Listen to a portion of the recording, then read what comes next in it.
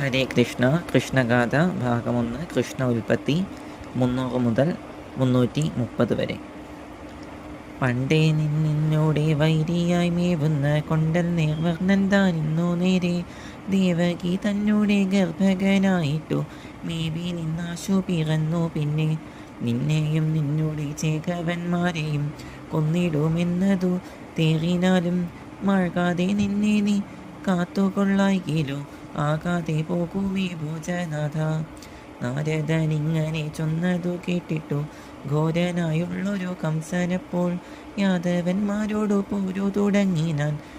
വാനവരെന്നതു നന്ദി നേരെ പീഡിതരായവരോരോരോ നാട്ടിലെന്നാടും വെടിഞ്ഞു നടന്നാരെങ്ങും. പിന്നെ അണഞ്ഞ വനാനകദുന്ദുഭി തന്നെയും ദേവകി തന്നെയും താൻ ചങ്ങല കൊണ്ടു തളച്ചു നിന്നിടിനാൻ. തങ്ങളിലെ സ്വല്ല എന്നു നന്ദി ഉണ്ടായ ബാലകന്മാരെയും ചെഞ്ചമ്മെ കണ്ടം പിരിച്ചു കഴിച്ചാൻ പാപി. ചിരി നിന്നിടുന്ന കംസനെന്നിങ്ങനെ 6 കിടാങ്ങളെ കൊന്നവാറെ സപ്തമമാകുന്ന ഗർഭവുമുണ്ടായി ഉത്തമയാകുന്ന ദേവകിക്കോ. ലക്ഷ്മീശൻ താനെന്നു ചിന്തിച്ചു ചൊല്ലിനാളക്ഷണം തന്മയതൊന്നാനപ്പോൾ പാരാതെ പോകേണം ഭൂതലം തന്നിൽ നീ കാര്യങ്ങളോരോന്നേ സാധിപ്പാനായി.